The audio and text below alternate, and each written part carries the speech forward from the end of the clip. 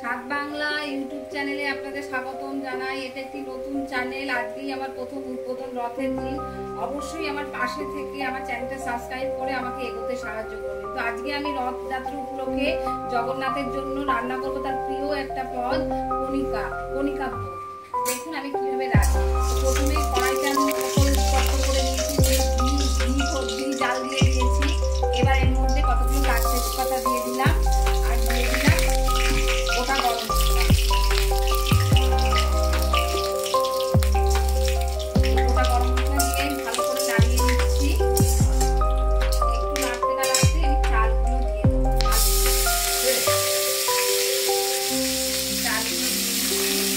চালের মধ্যে আমি কাজু কিশমিশ একসঙ্গে করে নিয়েছি।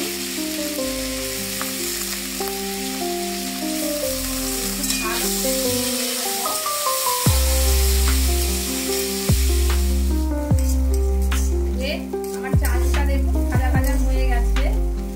এই যে ভাজার অর্থ হচ্ছে চালটা যাতে ভেঙে না যায় রান্না করার সময়। জগন্নাথের ভোগ এইভাবেই তৈরি হয়, কণিকা ভোগ। তো আমি অল্প আছে ভালো করে নেড়ে, যেটুকু গায়ে জল ছিল প্রায় শুকিয়ে ঝরঝরে করে নিয়েছি। এইবারে আমি আস্তে আস্তে নেড়ে চেড়ে যেইটুকু চাল নিয়েছি ঠিক তার ডবল, মানে এক বাটি চাল নিলে 2 বাটি জল, এই রেশিওতে আমি জলটা দিচ্ছি। তো আমি আমার মতন করে মেপে নিয়েছি।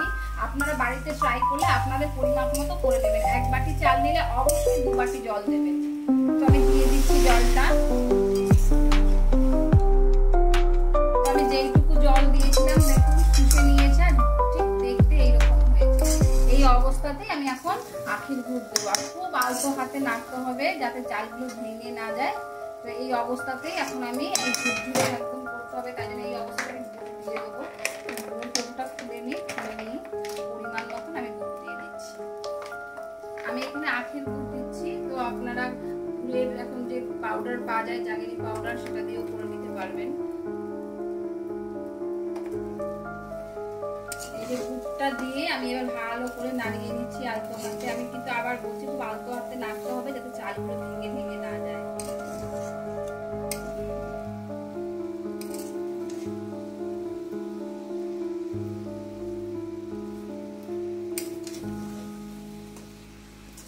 আর এই সময় আমি আঁচটা একদম সিম করে দিয়েছি, একদম অল্প আছে এটা করতে হবে।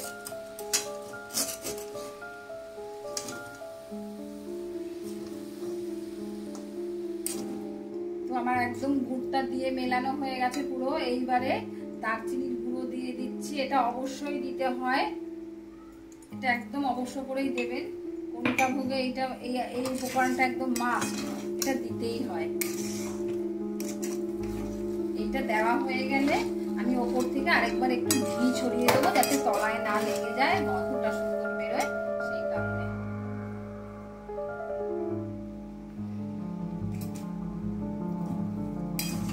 কমপ্লিট আমার কণিকা ভোগ। এবার আমি ঠাকুরকে ভোগের জন্য এটা অর্পণ করব।